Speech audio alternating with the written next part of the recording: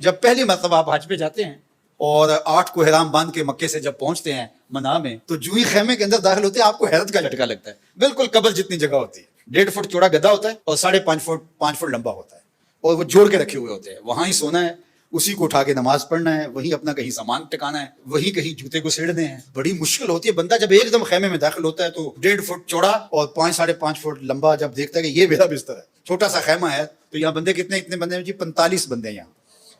اور وہاں تو پھر جب کروٹ بھی بدلتے ہیں تو دوسرے کے اوپر گرتے ہیں، پاؤں دوسرے کے سر پہ ہوتے ہیں اور ادھر والے کے پاؤں آپ کے سر پہ ہوتے ہیں. اور وہاں آپ نے کتنے دن کاٹنے ہوتے ہیں، اور وہ کتنا مشکل ہوتا ہے. پھر واش روم میں جو لائن لگی ہوتی ہے تو وہ کتنا مشکل مرحلہ ہوتا ہے.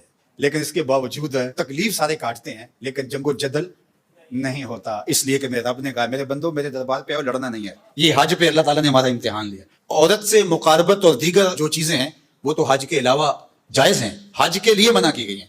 لیکن فسوق اور جدال، گناہ کے کام اور جنگ و جدل، لڑائی، یہ حج کے باہر بھی جائز نہیں ہے. لیکن خاص طور پہ ان کو حج کے اندر بھی منع کیا گیا، چونکہ ہجوم ہوتا ہے، اور ہجوم کے اندر لوگوں کا آپس میں لڑ پڑنا، جھگڑ پڑنا، تو یہ ایک عمومی طور پہ ہوتا ہے.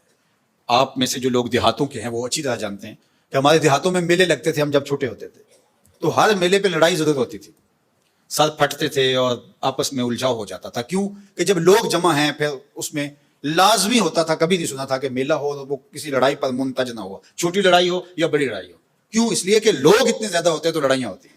اللہ اکبر. تو حج 40 لاکھ لوگوں کا اجتماع ہوتا ہے، کوئی لڑائی نہیں ہوتی.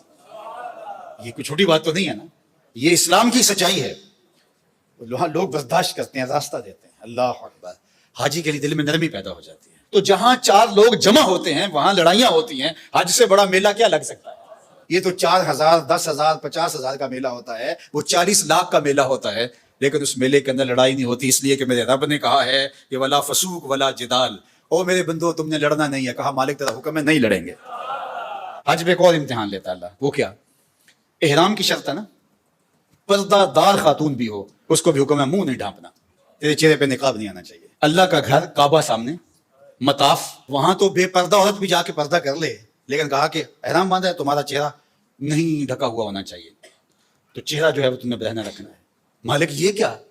کہا میں دیکھنا چاہتا ہوں کہ میرے بندے میرے گھر کے سامنے آ کے میرا حیا کرتے ہیں کہ نہیں کرتے.